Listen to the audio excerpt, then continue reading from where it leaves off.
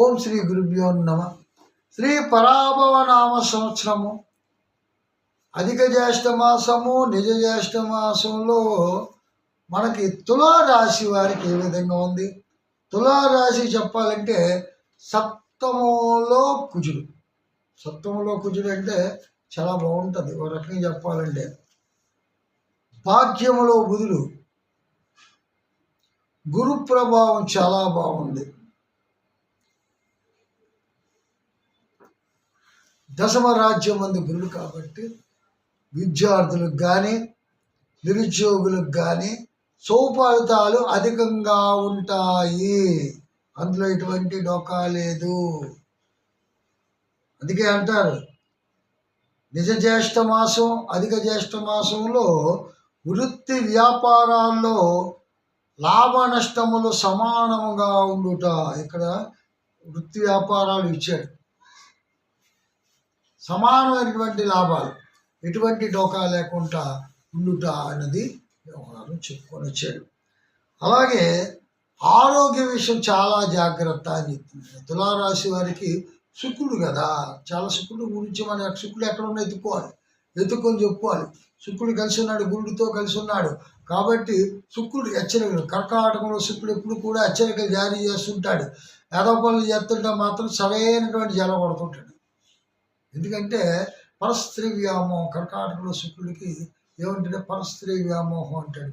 ఈ పరస్త్రీ వ్యామోహం వల్ల కొన్ని ఇబ్బందులు ఎదురవుతాయి. చాలా జాగ్రత్తగా ఉండవలసినటువంటి పరిస్థితి. అయితే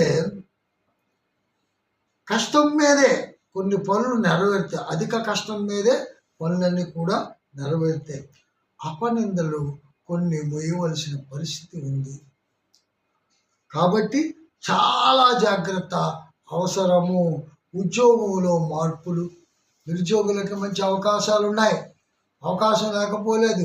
నిరుద్యోగులకి ఉద్యోగ అవకాశాలు, ఉపాధి అవకాశాలు ఉన్నాయి. అలాగే అవివాహితులకి, అవివాహిత స్త్రీలకి, ముఖ్యంగా చెప్పండి స్త్రీలు కూడా మనం చాలా జాగ్రత్తగా చూడాలి.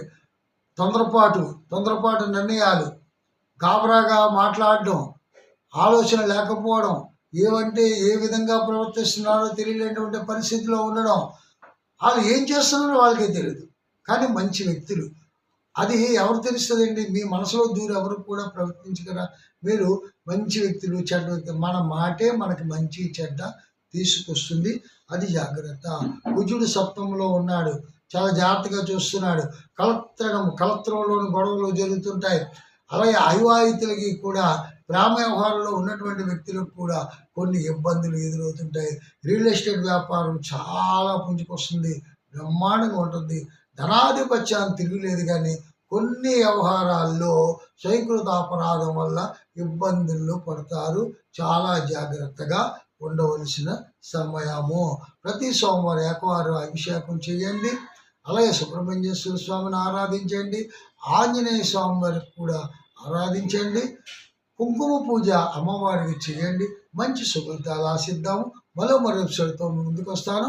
అంతవరకు సెలవు. ఓం శాంతి.